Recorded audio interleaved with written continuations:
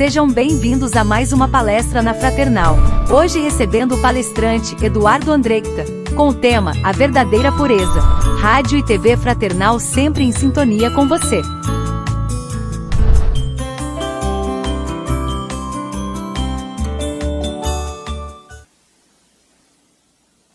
Olá, amigos, irmãos, que a paz e a luz de Jesus estejam com cada um de nós em nossos lares e junto dos nossos familiares. Estamos aqui para mais esse momento da gente se alimentar algo mais espiritualmente, através dos ensinos de Jesus à luz da mensagem espírita.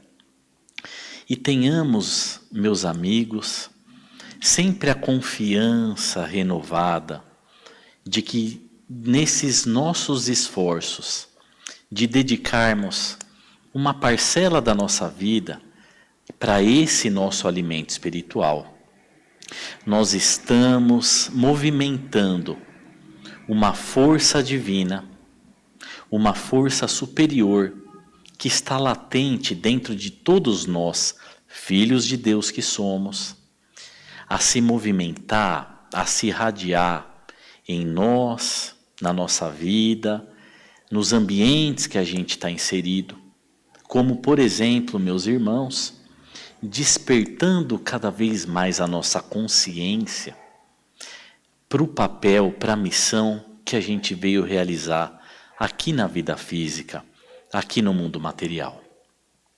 De maneira, meus irmãos, que a gente passe cada vez mais a olhar para as adversidades, para as dificuldades, para as lutas que todos enfrentamos na vida, de uma outra maneira, de uma altura, digamos assim, superior, né? Porque a gente passa a compreender, a partir dessa mensagem esclarecedora e consoladora da doutrina espírita, de que a vida, ela não é uma estação de prazer, ela tem finalidade de aprendizado. E, portanto, meus amigos, a gente encara aquelas mesmas adversidades, lutas, desafios, com menos irritação, com menos aborrecimento, com menos desânimo, porque a gente passa a ter essa compreensão que essas experiências, elas nos procuram, elas nos buscam para o nosso progresso, para o nosso crescimento, motivo maior da nossa presença aqui no mundo físico. E aí a gente se recorda, por exemplo, de um pensamento do Buda, quando ele dizia algo mais ou menos assim: antes da iluminação, rachar lenha e carregar água. Depois da iluminação, rachar lenha e carregar água. Ou seja, a vida de fora não muda. O que muda é o nosso olhar para os mesmos acontecimentos do mundo. E é sobre isso, meus irmãos, que a gente vai procurar refletir algo mais na noite de hoje. Meus amigos, conforme uma obra do grande estudioso espírita, o Rodolfo Caligares, a obra O Sermão da Montanha, a gente lá vai tomar ciência de que, ao observarmos o Antigo Testamento, a gente verifica que os judeus, eles eram muito cuidadosos, muito meticulosos com toda essa questão de higiene, de limpeza, dos alimentos, da vestimenta, das oferendas que eles faziam nas suas atividades no templo, de maneira a se evitar qualquer tipo de contaminação exterior.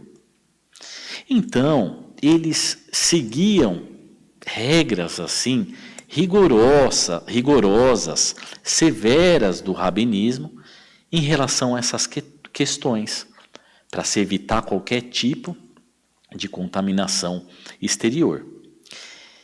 de uma maneira assim tão extremista, né? Para a época fazia talvez o seu sentido, mas hoje a gente, ao observar, é algo realmente assim,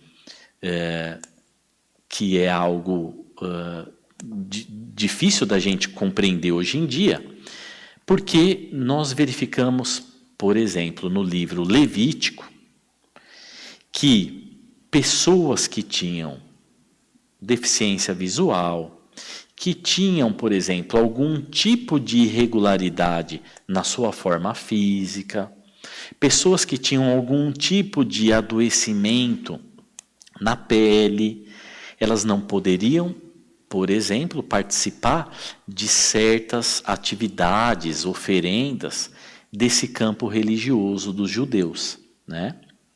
Mas Jesus, que era judeu, longe de dar importância a esse formalismo da época, por mais de uma ocasião, Jesus, ele aproveitou ali situações em que houve esse tipo de provocação sobre atender, né, todas essas regras rigorosas de higiene, de limpeza, para nos esclarecer, para nos orientar de que é muito mais importante a gente cuidar de limpar as sujidades do nosso íntimo, as mazelas que trazemos dentro de nós, do que essas de fora, do que essas do exterior, porque são as de dentro que nos impede a entrada no reino dos céus.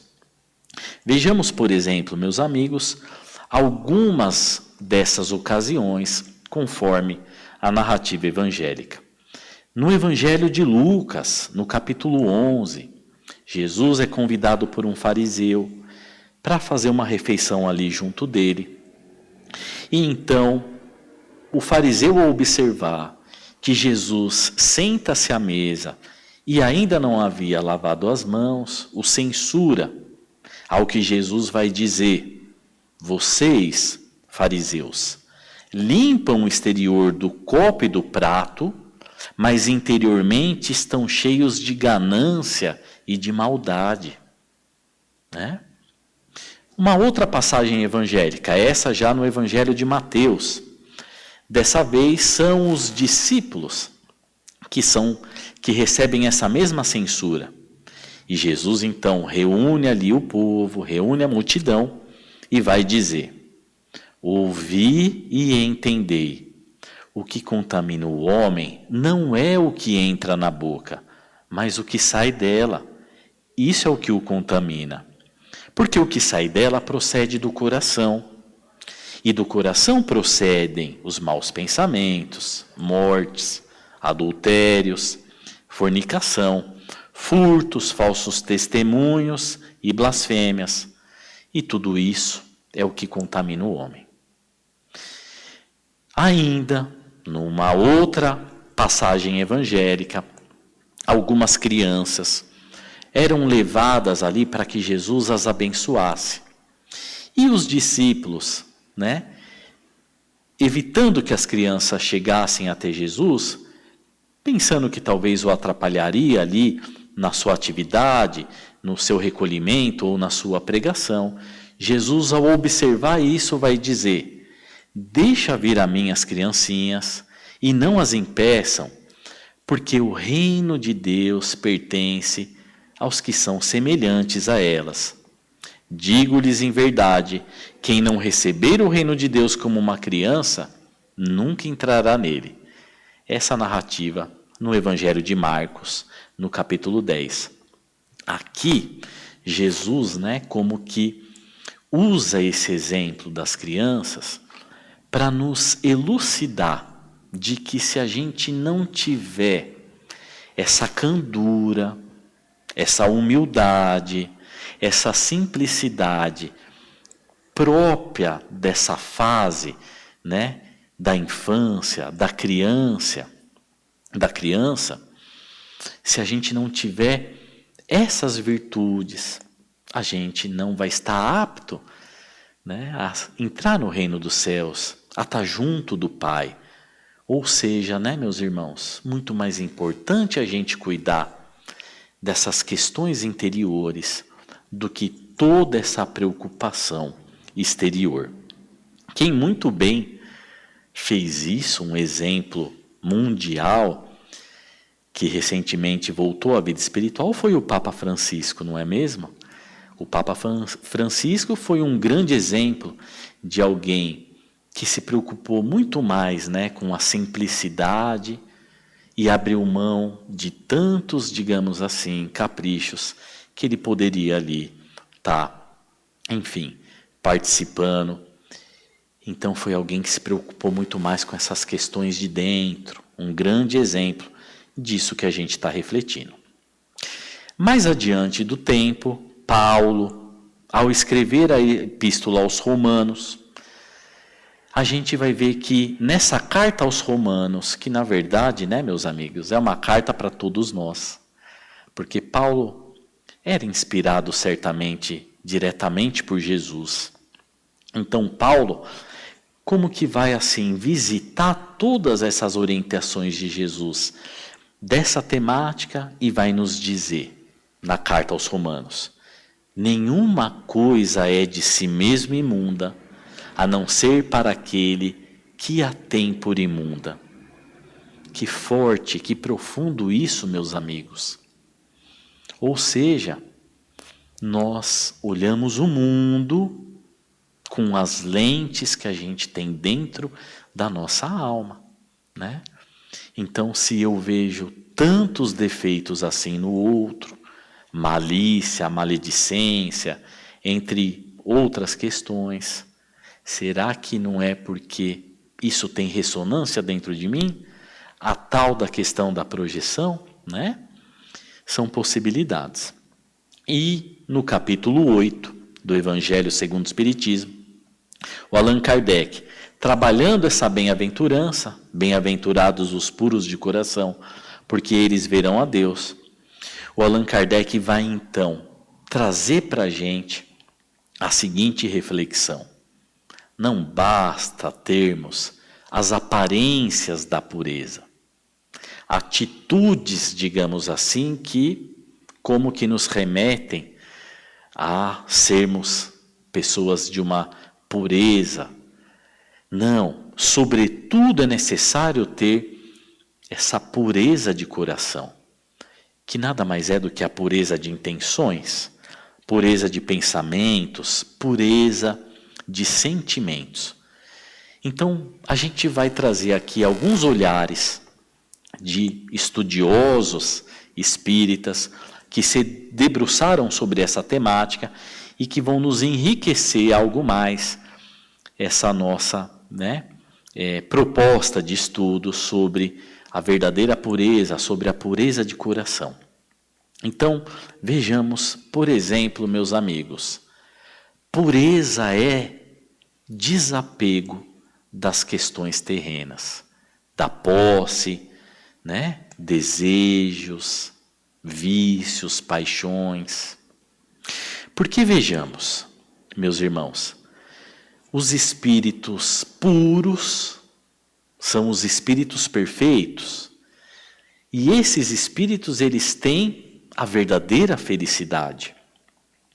Então, na medida que a gente tem esse desapego das questões terrenas, a gente está indo de encontro à verdadeira felicidade.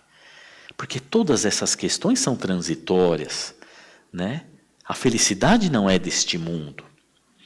Então, a gente ter esse esforço do desapego, do domínio das paixões, da disciplina dos desejos, isso nos traz a verdadeira felicidade. E a gente vai observar isso dentro da codificação espírita, da doutrina espírita. Lá no livro dos Espíritos, por exemplo, vejamos algumas questões que vêm nos esclarecer sobre essa questão, né, da gente ao termos esses esforços do desapego, da disciplina dos desejos, das paixões, das questões terrenas, isso nos trazer paz, harmonia, a felicidade verdadeira que a gente tanto procura. Por exemplo, a questão 257. A questão 257 ela é uma questão em que o Allan Kardec, ali, na verdade, faz um ensaio teórico sobre as sensações dos espíritos. Depois de ele já ter trabalhado, né, sobre essa temática em questões anteriores, é um momento em que ele faz como que um resumo, uma conclusão. E lá já, no fim dessa questão, no fim desse texto, ele vai nos trazer o seguinte pensamento: aquele que sempre vivesse com sobriedade, que de nada abusasse, que fosse sempre simples nos gostos e modesto nos desejos, há muitas tribulações, esse evitaria. Ele evitaria. Olha só isso, meus irmãos. Será que talvez algumas tribulações que nós temos hoje na nossa vida, não é porque nós não estamos sendo simples nos gostos e modestos nos desejos, né? Para nossa reflexão. Outra questão, a 926. Lá o Allan Kardec ele vai perguntar: criando novas necessidades, a civilização não constitui uma fonte de novas aflições? Que questão atual, meus amigos, e olha o que os espíritos vão nos responder. Os males deste mundo estão na razão das necessidades fictícias que vos criais. Há muitos desenganos se poupa nesta vida aquele que sabe restringir seus desejos e olha sem inveja para o que esteja acima de si. O que menos necessidade tem, esse é o mais rico. Invejais a felicidade dos que vos parecem os felizes do mundo? Sabeis, porventura, o que lhes está reservado? Olha como isso é atual, meus irmãos. Porque nós sabemos que existem, estudos, pesquisas que associam já um aumento de casos de ansiedade e de depressão influenciados pelas redes sociais. Então, olha só o que os espíritos já nos diziam: os males deste mundo estão na razão das necessidades fictícias que vos criais. Né? Quantos sofrimentos em função de coisas, digamos assim, atuais, né?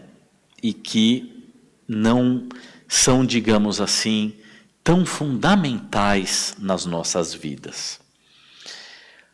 Ali, no fim da questão, no fim da resposta, os espíritos nos dizem: invejais as felicidades dos que vos parecem os felizes do mundo? Sabeis porventura o que lhes está reservado? Se a gente considera, ali ao olhar a rede social de alguém, que a vida daquela pessoa é só aquilo que está ali publicado, é um grande equívoco. Por quê, meus irmãos? Porque as pessoas, de forma geral, elas só publicam os bons momentos que elas vivenciam. E a vida não é só aquilo. A vida, sobretudo, é muito trabalho, é muito suor, são muitas provas e dificuldades, e isso na vida da maioria das pessoas. Aquela é uma pequena parte, é uma pequena foto, digamos assim, retrato, recorte do filme da vida da pessoa,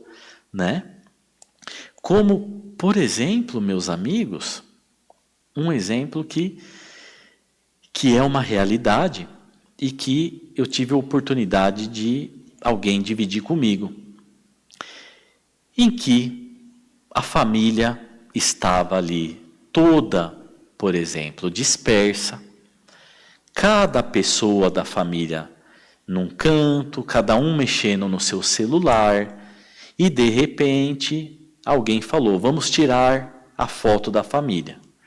E aí, nesse momento, todo mundo se abraça e abre um sorriso.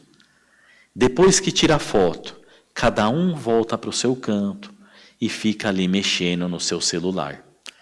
Então veja, será que aquela foto, ela retrata a realidade? Né? Para a gente refletir. Uma outra questão ainda, meus irmãos, a 941.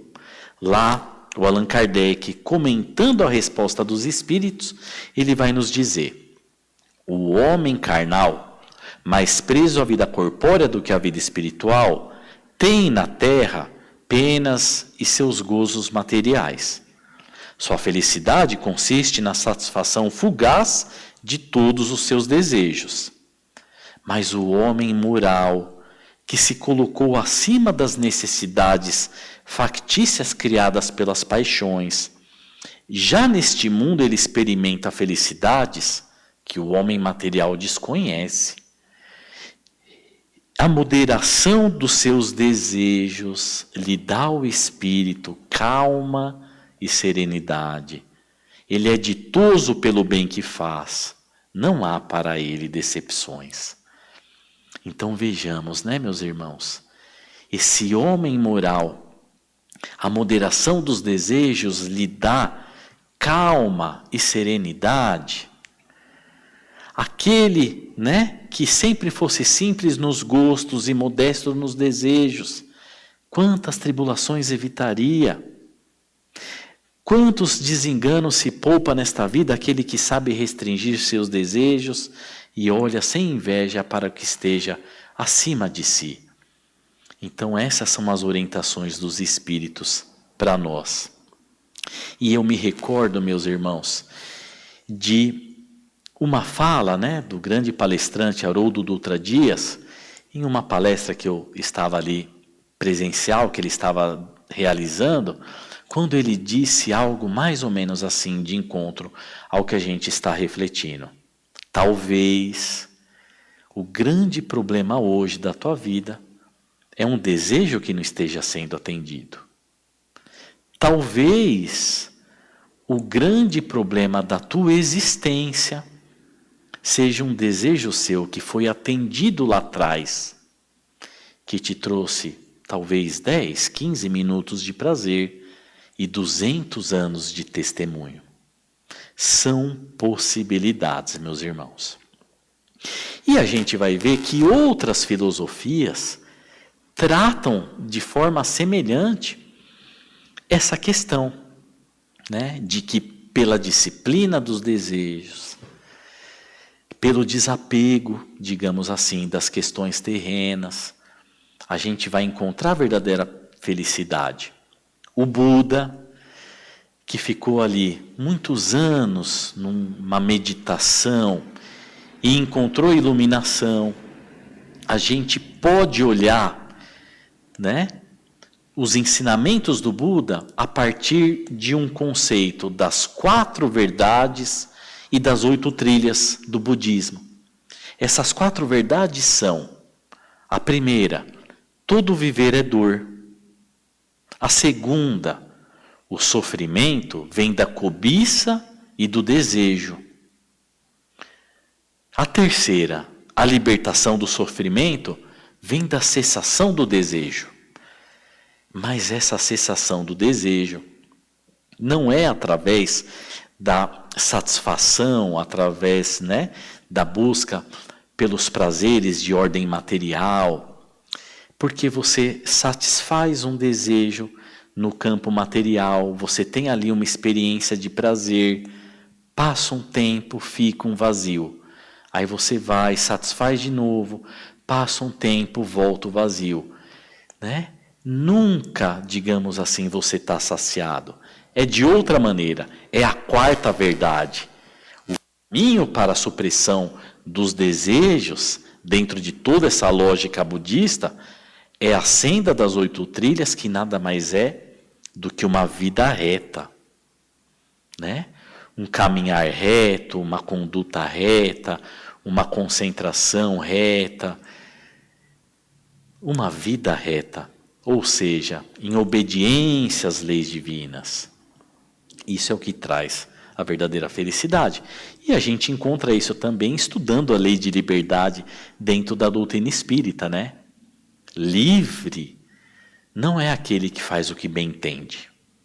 Porque quem faz o que bem entende se torna escravo das paixões, dos desejos, dos vícios. Livre é aquele que tem a disciplina. Porque pela disciplina você tem o domínio das paixões, dos desejos, né? E aí você então é verdadeiramente livre.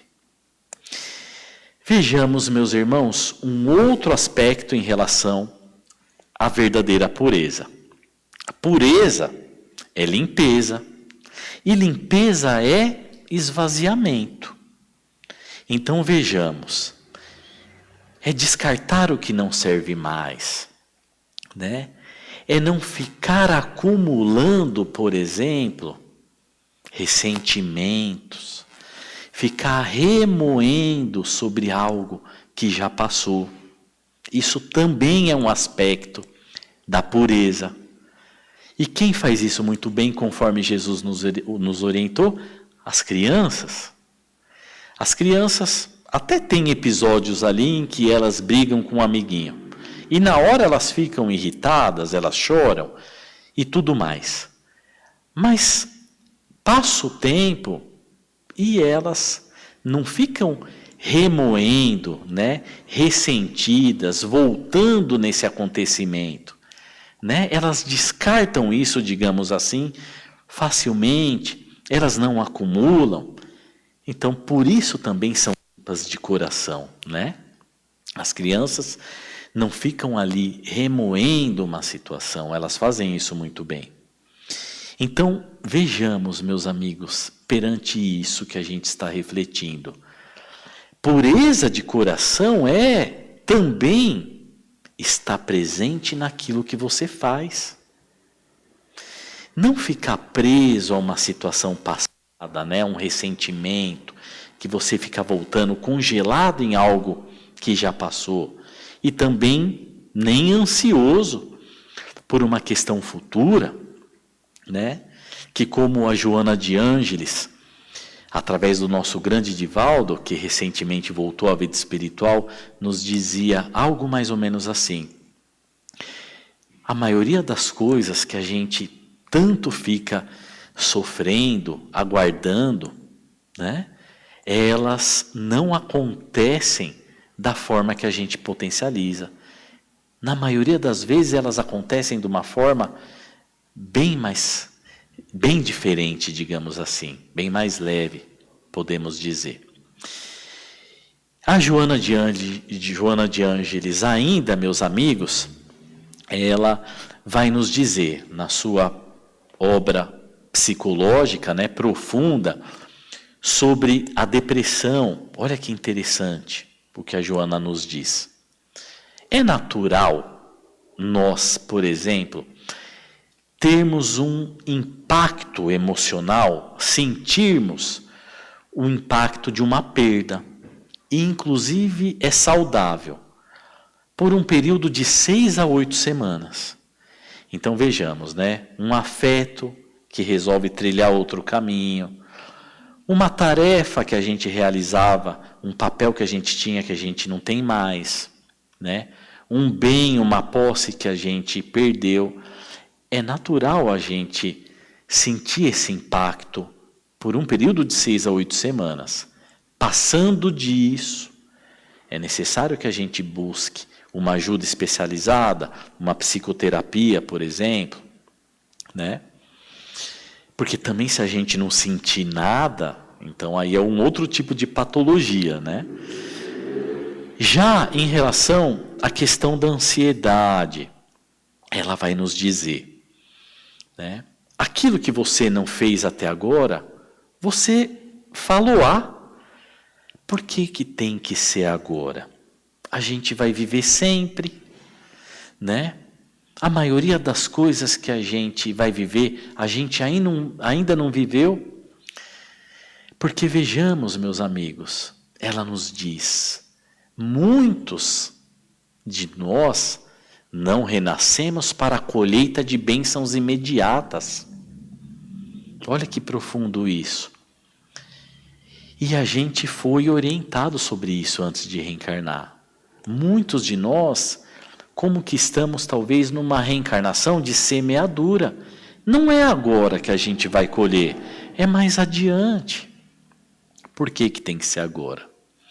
E ainda ela nos diz, né, que acontecimentos que chegam nas nossas vidas e que muitas vezes nos parecem um verdadeiro naufrágio, são os promotores da nossa verdadeira felicidade que está, né, no futuro das nossas vidas.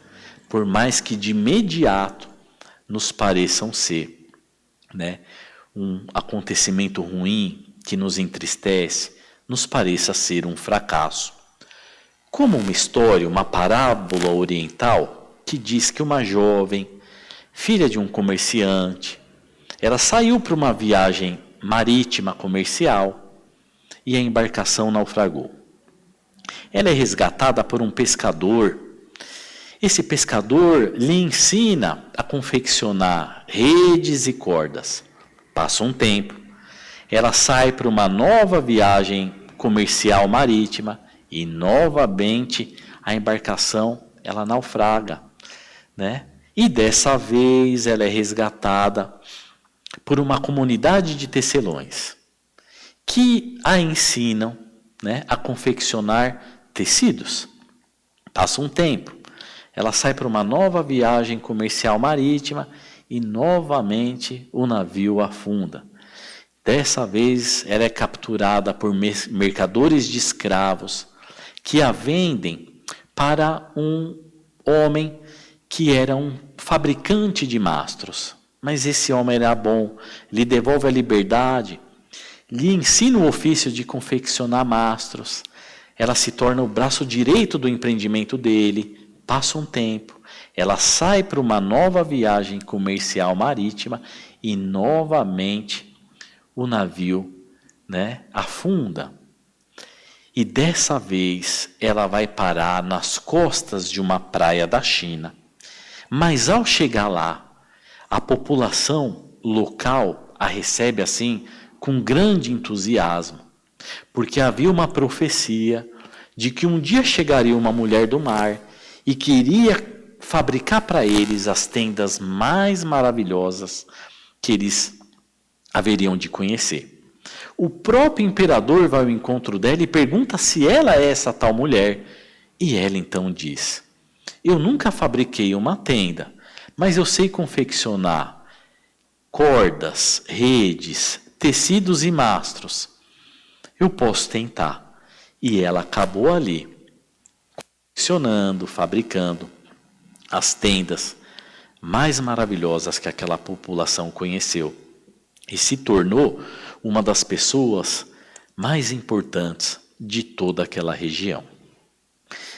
Será, meus irmãos, que toda vez que a embarcação dela naufragou, era a vida conspirando contra a felicidade dela, ou embora não fosse do gosto dela, a vida estava levando para ela as experiências que ela precisava passar para aprimorá-la para uma grande oportunidade, para um grande acontecimento que estava no seu destino, que estava ali no futuro da sua vida.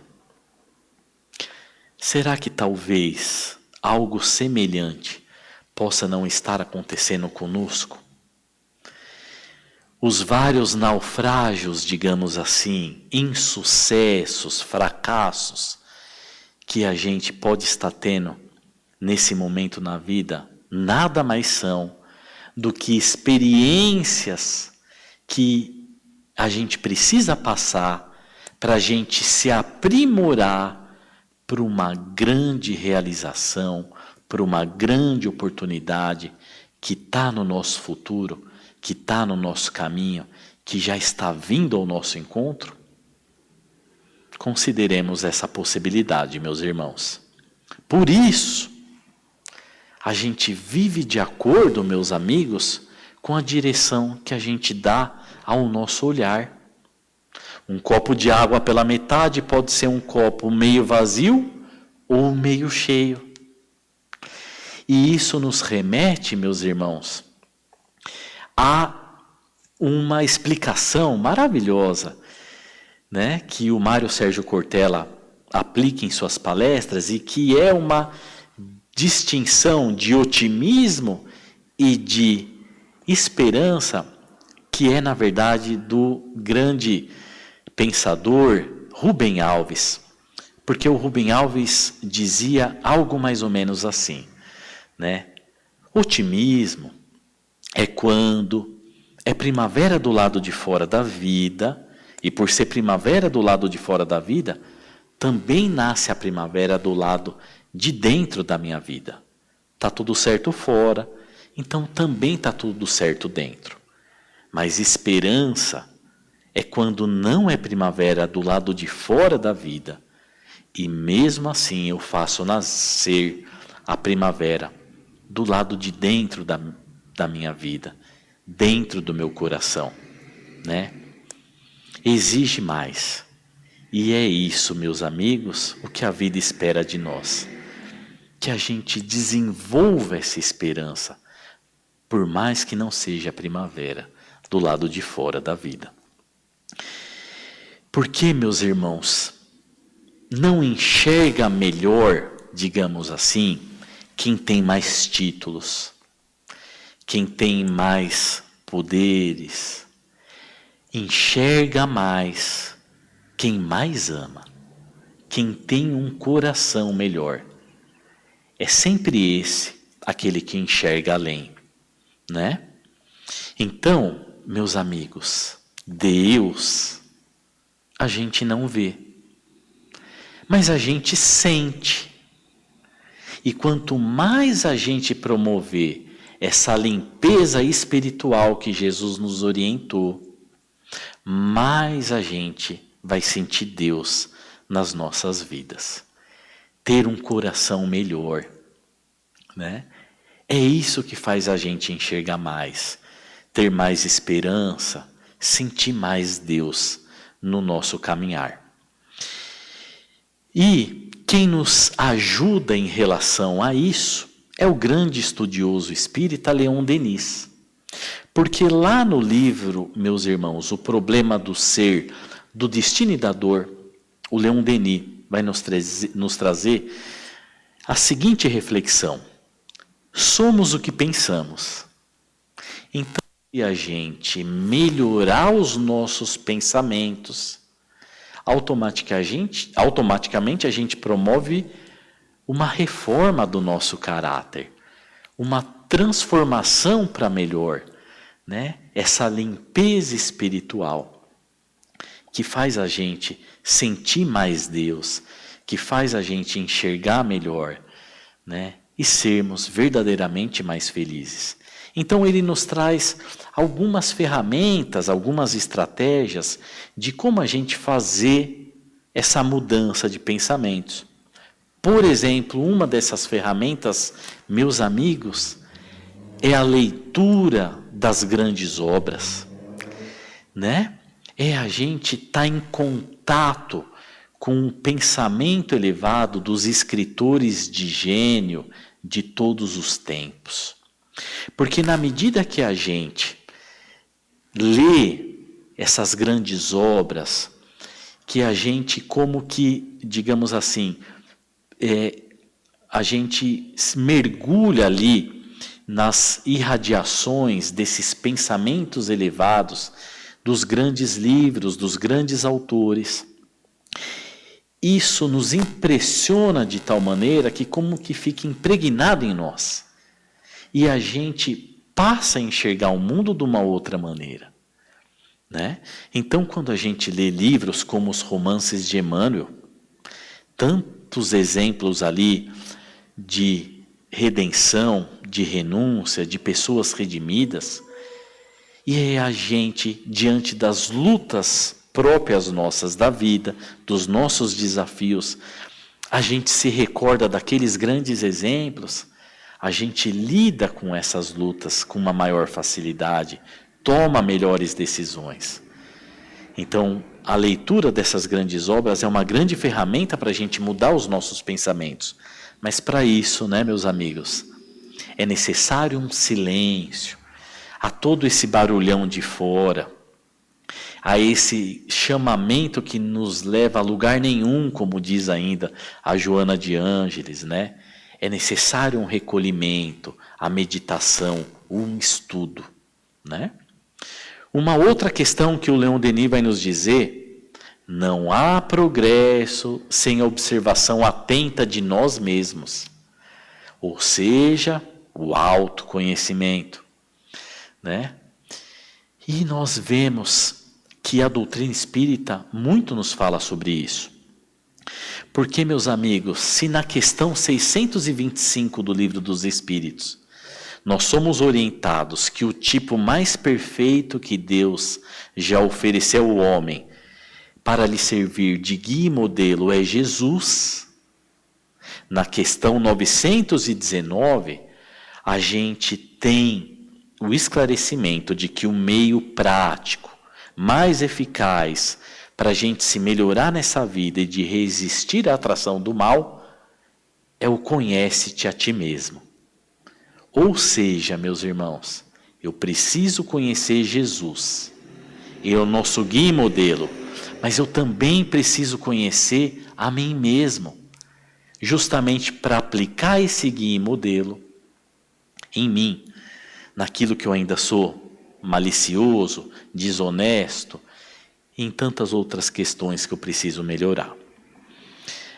Uma outra questão que o Leon Denis nos apresenta: nada devemos exigir e esperar dos nossos semelhantes que não esteja, meus amigos, né, que não esteja na condição evolutiva deles, por várias questões.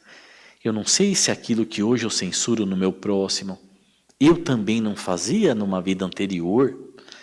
Toda vez que eu exijo, que eu me queixo do outro, eu estou me intimando a me apresentar, né, numa condição mais elevada e fazer coisa melhor, diz o Emmanuel, né? E como a gente viu lá na questão 941, o homem moral, ele é feliz pelo bem que faz. Não há para ele decepções. Ou seja, não há decepções porque ele nada exige e espera do outro. Ele é feliz pelo bem que faz, porque isso está ao alcance dele, né? Para nossa reflexão.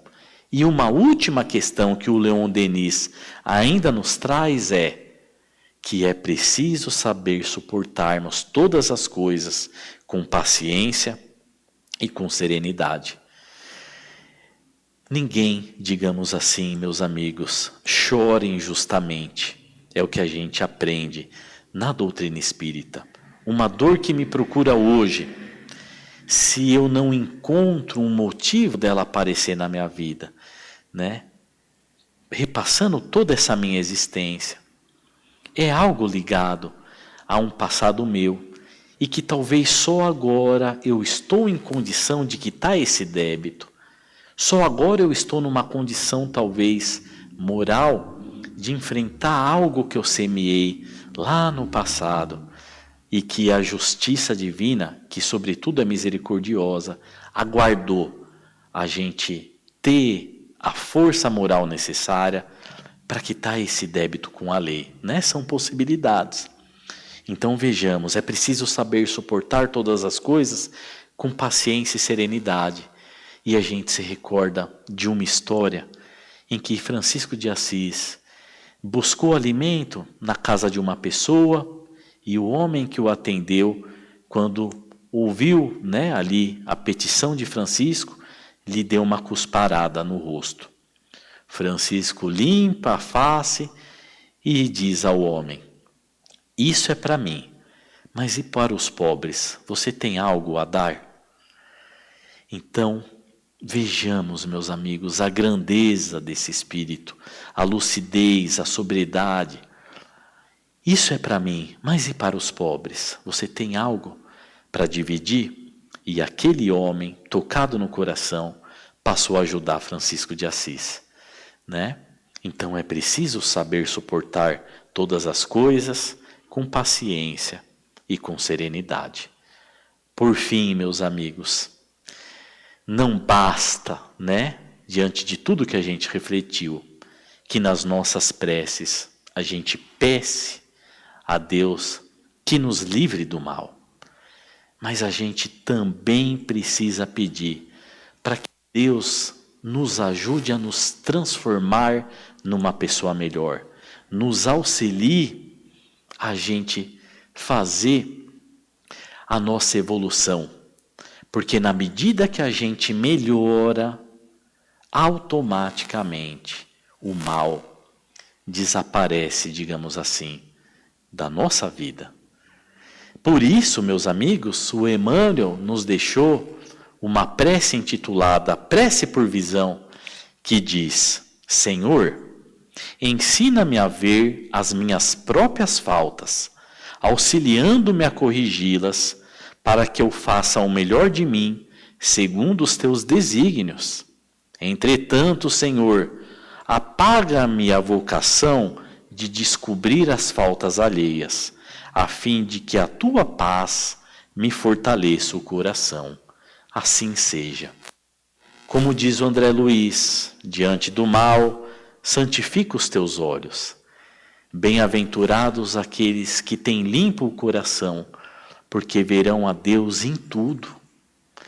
Terão bons olhos para todas as coisas. Verão no próximo Deus. E isso há de nos trazer grande paz, harmonia e a verdadeira felicidade. Obrigado, meus irmãos. Até uma próxima oportunidade e muita paz.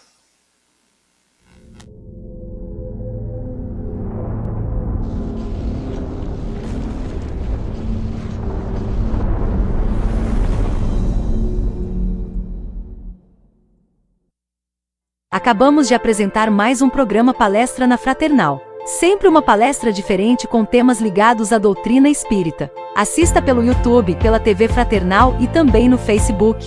Ouça pelo aplicativo da Rádio Fraternal e pelo site fraternal.net.br. Rádio e TV Fraternal, sempre em sintonia com você.